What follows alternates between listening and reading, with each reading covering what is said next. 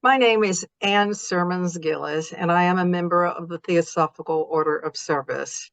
I'd like for you to join me in an interview today of one of our contemporary theosophists. We're going to learn his story and see what he's about. I think you'll love this one. Welcome today. He is a national speaker. He has a doctorate in progeny, which is the study of plant science. Let's welcome Dr. Andy or Andre Clewell. I mean, you can pronounce that last name correctly if I didn't get it right. Oh, you did fine. But we did Andre good. Clewell. Cool. Okay, we Andy. got his name. He said he has a hard time knowing who he is since his mother called him one thing and his father called him another thing. So that makes you multidimensional from the very beginning. And let's go to the very beginning and find out, where were you born? Sure. I was born in Ohio. I grew up in the town of Hudson, Ohio, which is about midway between Cleveland and Akron in northern Ohio. Interesting little town. Back in the middle 1800s, it was a very important link on the Underground Railroad. It was also the family home of the abolitionist John Brown. In fact, his parents were buried in a cemetery right behind the house where I grew up, and I used to jump the fence and make unauthorized visits to them. Wow. So I'm sure maybe people remember that Henry Steele Olcott went to cover the trial of John Brown. I'm not sure what year that was, but he did go and he covered that at peril, at risk. He was endangered himself by going down and covering that trial. Well, wonderful. Well, where do you live now? I live in Quincy, Florida, or near there. I actually live out in the woods near a state forest. And Quincy is about 25 miles west of Tallahassee in northern Florida, not far from Georgia, and really not that far from Alabama either. Oh, cool. So is there a lodge near you or study group? We have a study group in Tallahassee, and that is a very much of an ongoing affair. We have 2 meetings a month, and quite a few members attend. And are y'all meeting in person or on? Right now, we're meeting in person. We just started doing that after the pandemic was over. Before that, we were meeting on Zoom. Right. Thank God for Zoom, and that's what we're doing right now. Yes. Well, back to the beginning, and that is, were you raised in a religion? That's a long story. My father's a musician, or was a musician, and he had a large boys and men's choir in an Episcopal church in Akron. And he never let the preachers get into his choir room because he ran that choir as a club for his 9-year-old boys who were the sopranos in that choir. And he had grand pianos in there and pinball machines, and it was quite the place to go. And he never really talked to me at all about religion. My mother, now, she was brought up as a Methodist and changed over to Episcopalian when she married. And she saw to it that I was confirmed in the Episcopal Church, which was, I tried real hard to become a good Episcopalian, but it was difficult. That mainline religion just did not sit well. Well, were you indoctrinated, or was it loose enough so that it didn't really hinder you in your spiritual search? No, it didn't hinder me. Like I say, I tried. I was very fortunate. My father also was teaching at a prep school, a very good one, Western Reserve Academy in Hudson. And being a faculty son, I was able to get free tuition there. So I got a very good high school education. And 4 days a week, we had little chapel services that preceded our classes.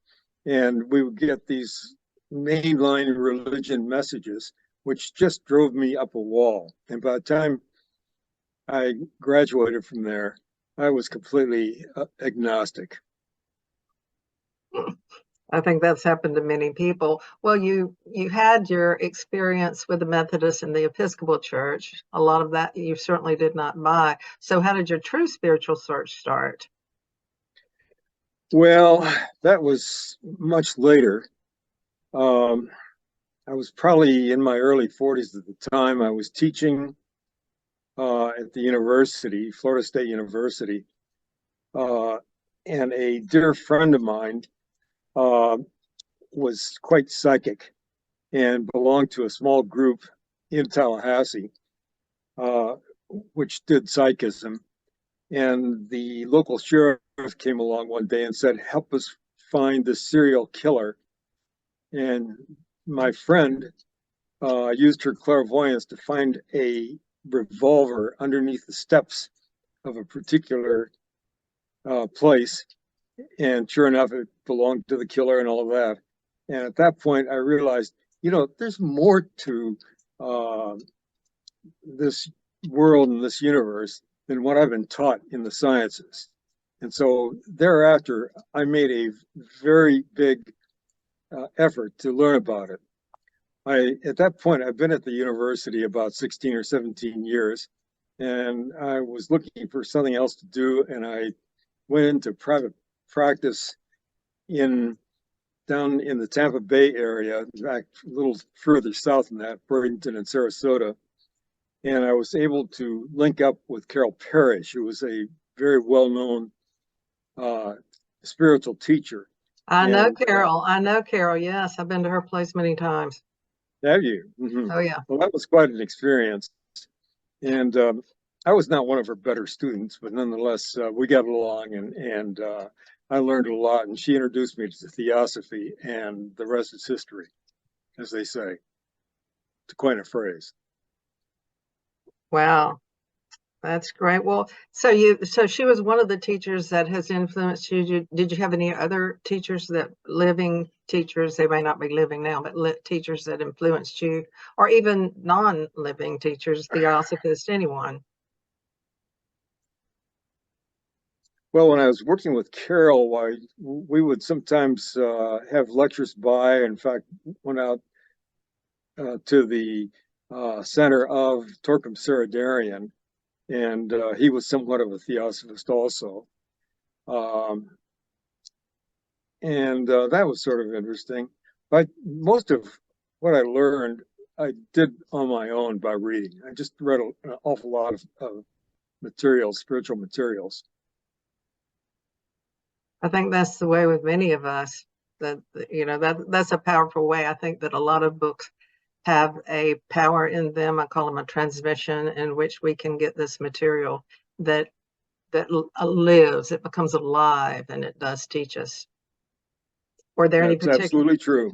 or any particular books that you might mention that were really important to you? Oh, just some casual reading like The Secret Doctrine and the Mahatma Letters, Keys to Theosophy. Casual reading, yeah. So you found Theosophy through Carol Parrish Hara. Is that how you found it? Yeah. Well, that was one of the ways, yes. So one of the cornerstones of Theosophy, of course, is service. What are your thoughts about service, and what kind of service have you performed? I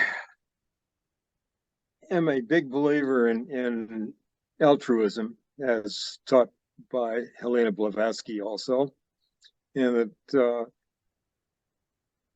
we should be as helpful and harmless as possible. And I try to live my life that way.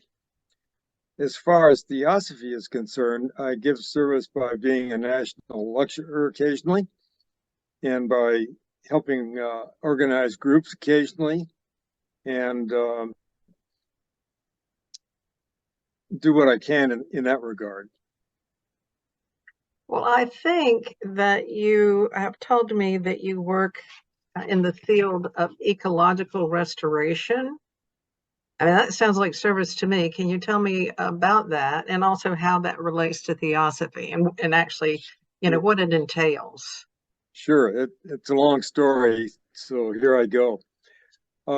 Ecological restoration is the discipline whereby we recover damaged ecosystems. And it's a lot more than that, by the way. But nonetheless, that's the main thrust, the main goal of it.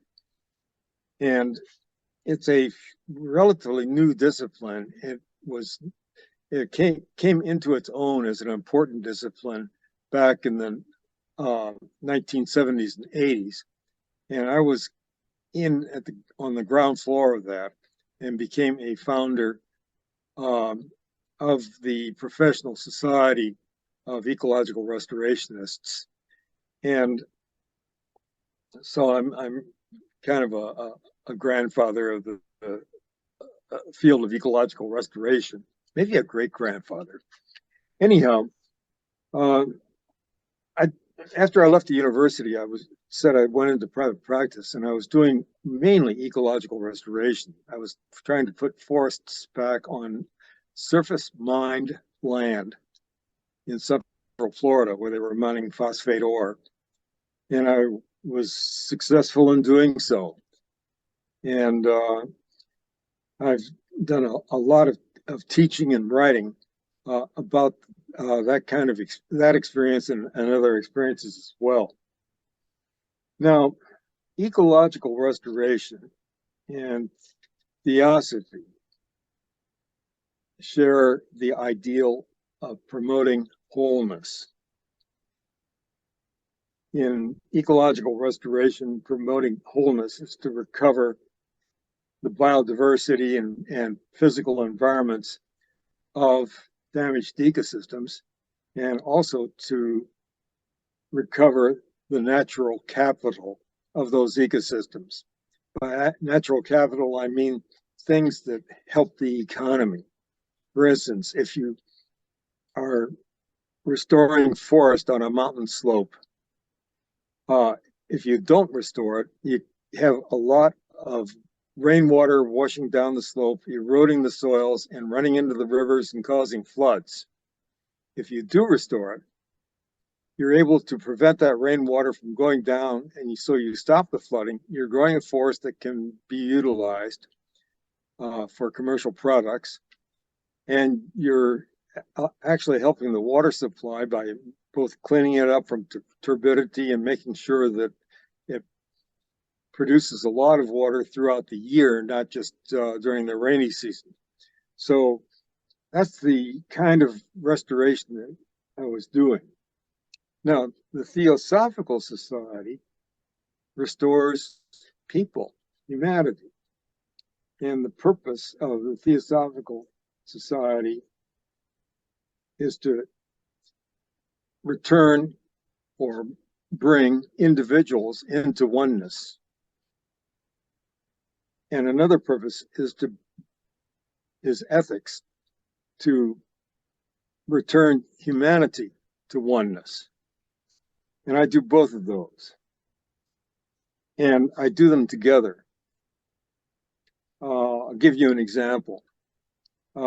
Back the 6 years or so before the pandemic struck, in other words, the decade of 2010 to 2020, I was very fortunate to link up with an organization that was wanting to do ecological restoration in southwestern China to improve and restore habitat for the giant panda.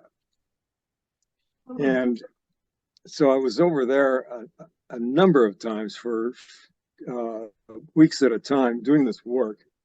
And I was training people how to do the ecological restoration work. I was training bureaucrats in government agencies on how to plan restoration. I was mobilizing members of communities to get engaged in ecological restoration, so they were actually participants in it. And in doing this, why I was, of course, doing a lot more than just plain restoring panda habitat. I was restoring communities and restoring bureaucracies. And I took it one step further. Up on a tall mountaintop, there was a Buddhist monastery and no road to it, but the fellow in charge of it was the spiritual leader for that community. And I spent an hour walking up a narrow trail to get to his place and talk to him about our restoration project on his mountain. And he was very willing to call our restoration a sacred Buddhist site. So we're restoring not only the panda habitat and the communities and their economy, but also their spiritual well-being. So this is how ecological restoration can work and how it begins to merge into the theosophical work as well. Yes, well, that's So anyhow, fascinating. that's kind of the story. Well, that was one of the things that impressed me so much when I went to the Theosophical Society National Convention the first time, and that is the campus, the permaculture that was going on there, the organic gardens, the what was done with trash and waste, all kinds of environmentally friendly things, because I've been to so many spiritual organizations that seem to be segregated or closed off to what I would call the path of nature, and we have to incorporate it. What is there a difference between this ecological restoration and permaculture, or are they the same? They're sister disciplines, really. There's a bit of overlap. I've been asked by permaculturalists to talk to them occasionally, and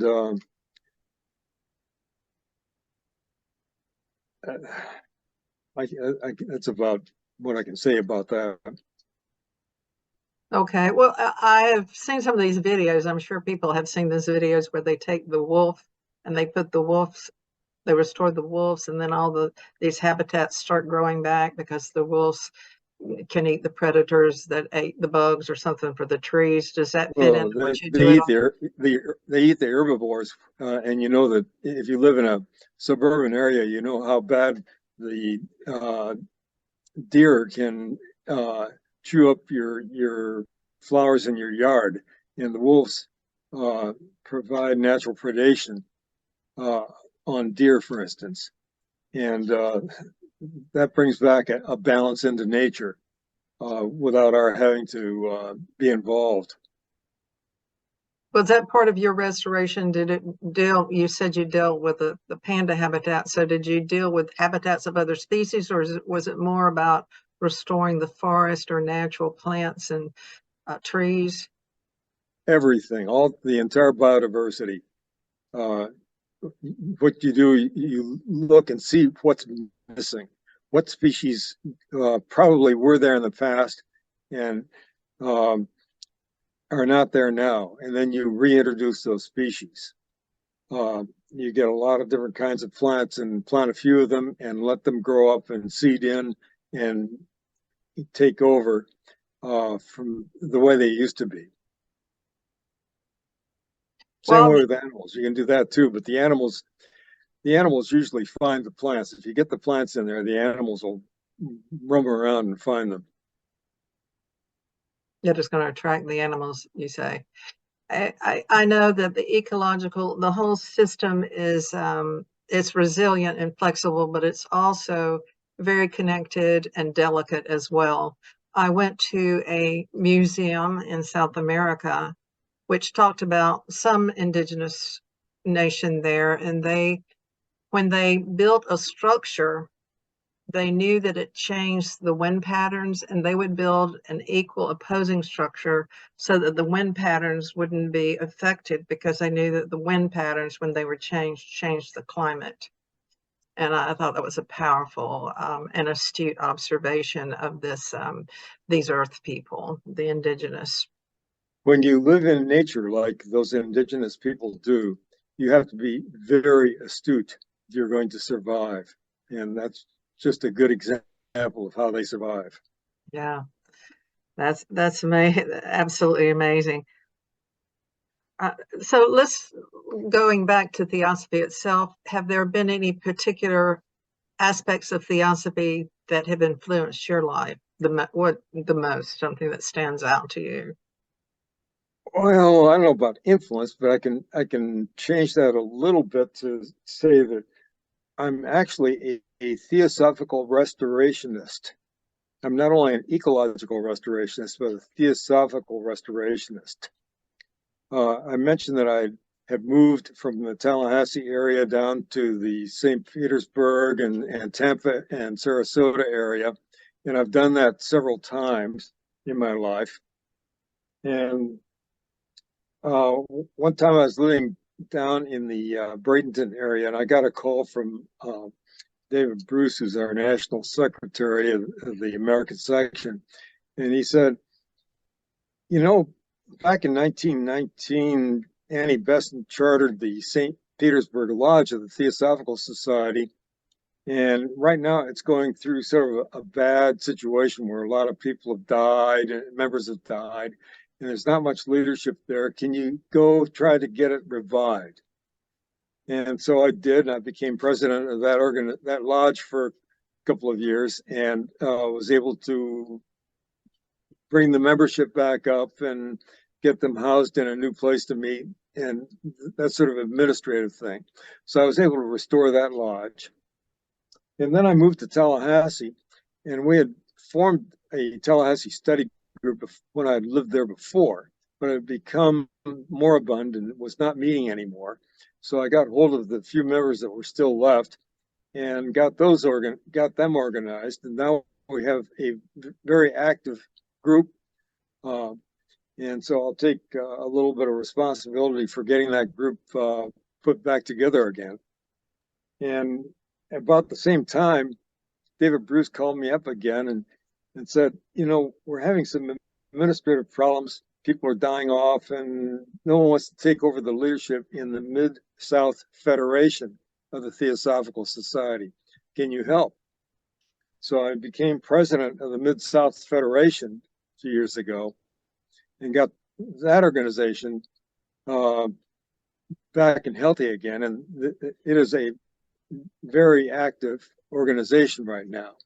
So my role in Theosophy is restoration. I restore theosophical organizations, just like I restore ecosystems and communities and natural capital and bureaucracy and Buddhist culture when I do ecological restoration. Kind of like Olcott and Buddhism in Sri Lanka or Ceylon. Well, I think he did a lot more than I did. Well, however, that is absolutely wonderful to be a theosophical restorationist. Are there any key aspects? Because I think that, so many lodges, if you read Quest Journal, they're closing. And are there any key pointers or aspects that will make a lodge to revive a lodge or a study group? It depends on the people. There's got to be people there who want it to be a going concern, and it doesn't take many. 7 people, the number 7 is really big in Theosophy, and 7 people in an organization is just the right number to get a moribund organization or a new organization going. Oh, that's good to know. So you have to find those people.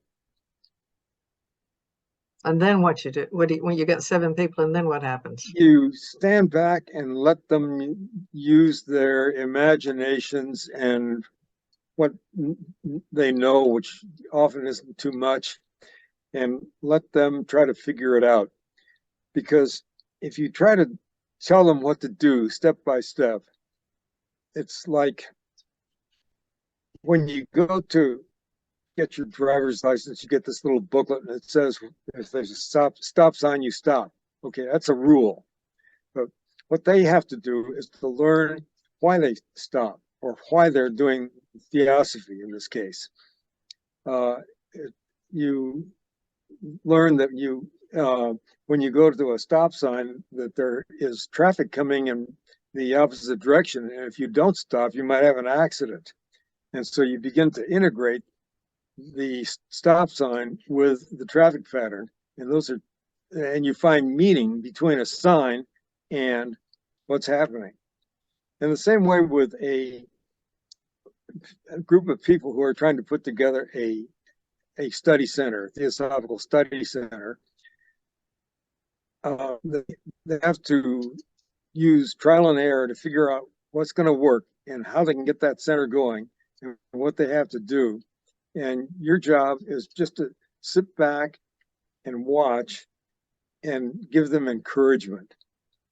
And that's the same way that you teach a community how to do ecological restoration. You say, okay, here are the seeds, and here are the pots, and here's the soil. Go at it, and give them lots of kudos for everything they're doing, even if it's not quite right. And that sort of encouragement, I think, is really important. And you get the group to do its work by letting them internalize the process rather than just reading a manual that the Department of Motor Vehicles gives you that tells you better stop at a stop sign or you get a ticket. Well, thank you. Now, moving up from the restoration at the local level, the study group or the lodge, you said that you took on the presidency of the Mid-South Federation. Could you explain a little bit about the federations? I know we have the Texas Federation. I don't know all the federations. Maybe you know how many there are. And what is the role of the federations in terms of the whole thing? You know, when you said these people need to ask why, why do we have that? What role do they serve overall, the federations? In the Mid-South, anyhow, it gives people who belong to lodges or who don't even have a chance to go to a local lodge or study group because there's none nearby where they live, to get together once a year and have a nice meeting over a spring weekend. And people keep returning to this. You get an awful lot of return attendees every year, and everybody knows each other, and there's a fellowship that builds up. And I think that's the most important thing. Of course, we have national speakers coming in and giving good talks that are informative on theosophical topics, but I think it's the fellowship that is more important in the long run. That was one of the aspects of community building. Yes, absolutely.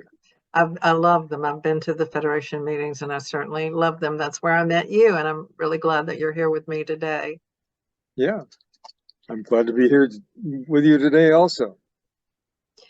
Have you been to any of the Theosophical camps?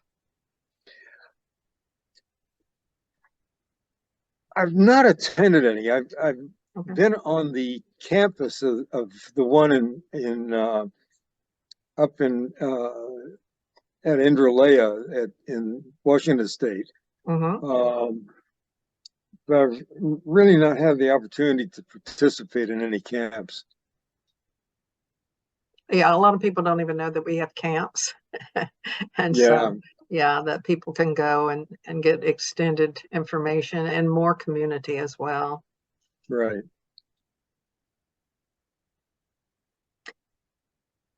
If you were to just meet someone that came up to you and they said, I've heard that you're a Theosophist.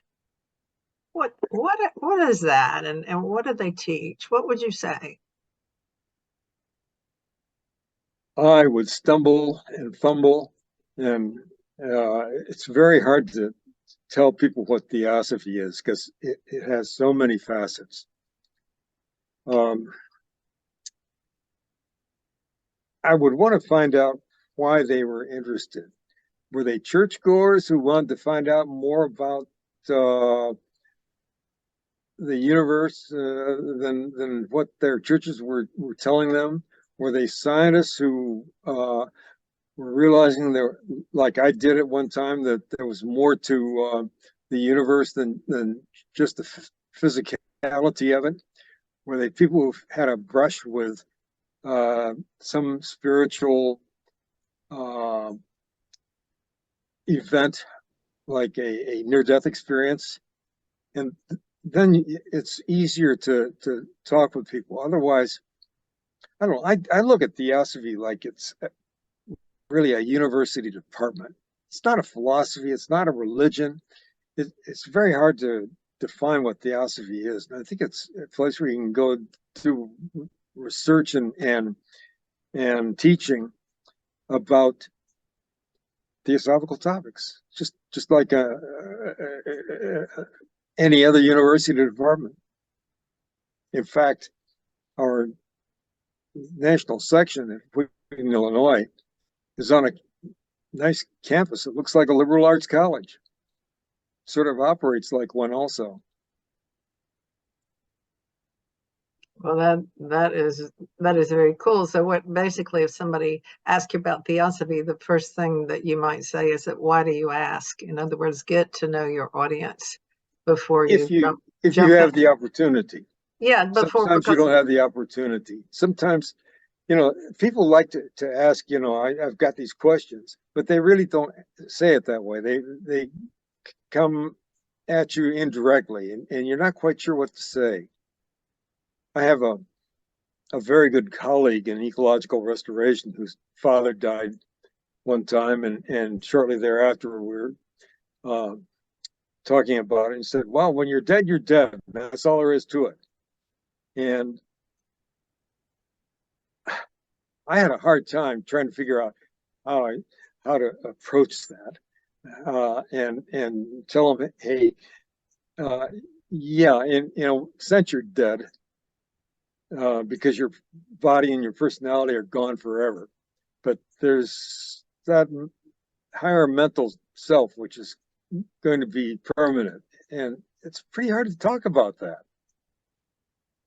that's right. And we've got our group that say no, nothing is there. Then other groups say that the personality continues and they want that personality to be there, and nobody wants the people don't want to give their personality up. And so it is quite a topic to That that's explore or explain, and it's it is unexplainable, so we can't really explain it. We can hypothesize what we okay. I believe. can tell you've had the same experience that I've had in trying to talk to people like that, just from what you're saying.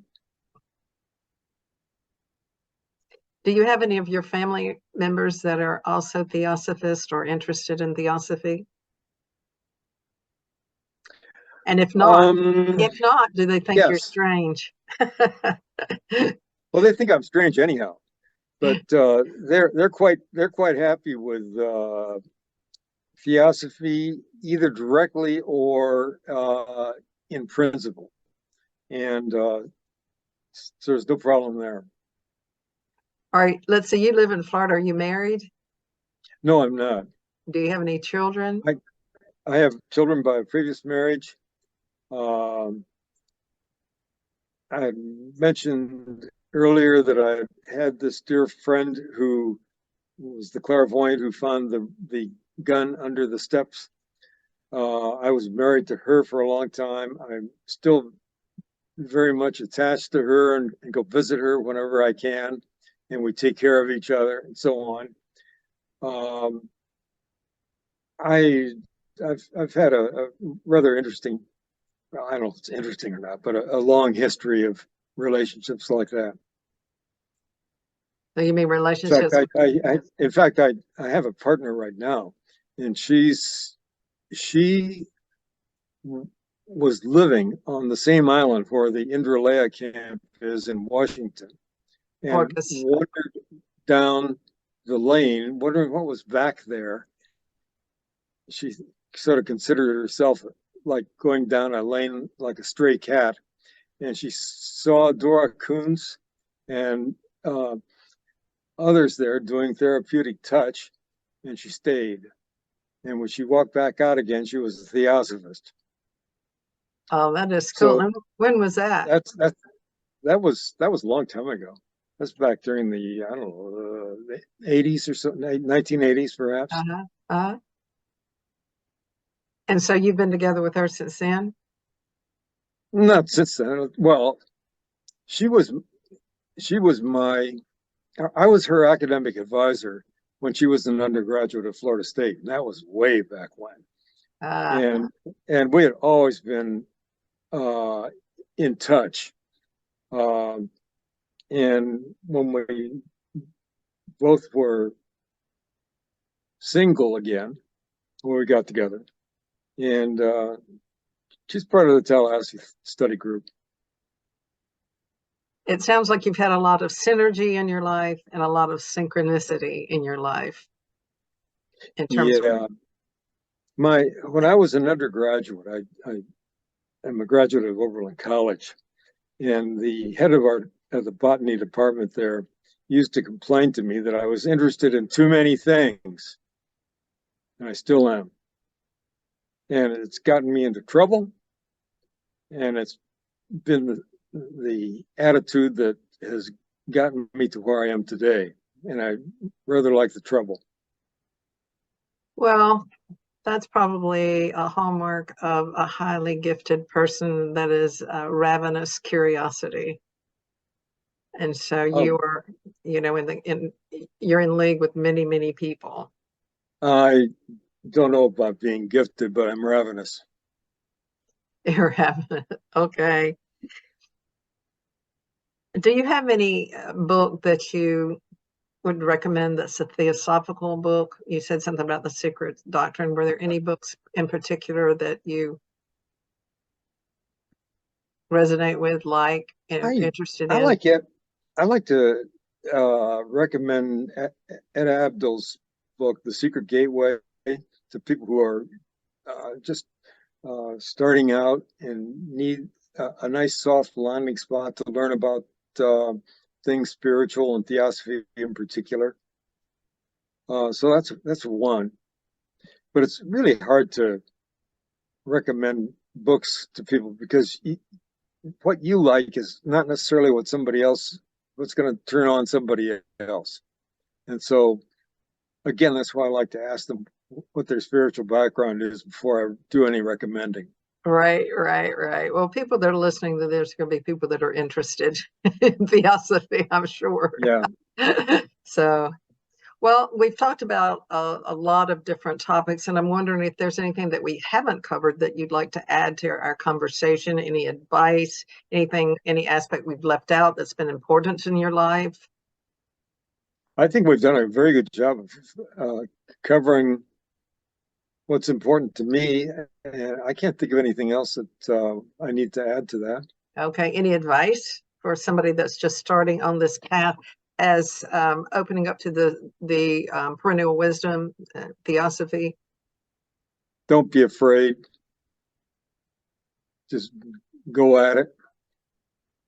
Um, Fear is the worst thing that can happen to you.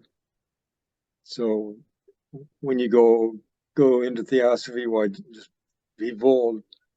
Don't be afraid of things. Look at it, evaluate it, see if it makes sense to you. If it does, go with it. Good I advice. I, I don't know. I don't know that I can say much more than that.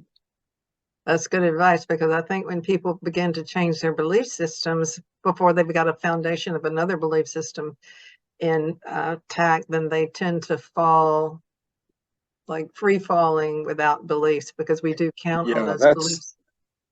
that's really difficult, and I sympathize with anybody going through that. Um, and when you see somebody that's in that stage, you just got to give them a lot of support and sympathy, and let them find their way. You can't tell them where the way is; they got to find their own way. But you can encourage them and nudge them. Yes, and I've been there many times myself. It hasn't happened one time, it's happened multiple times in which the belief systems were pulled out from under my thoughts. Yeah, Well, it's been a great time this afternoon spending with you, Andy and Andre. And thank you so much. This has been my pleasure. I thank you very much for the opportunity.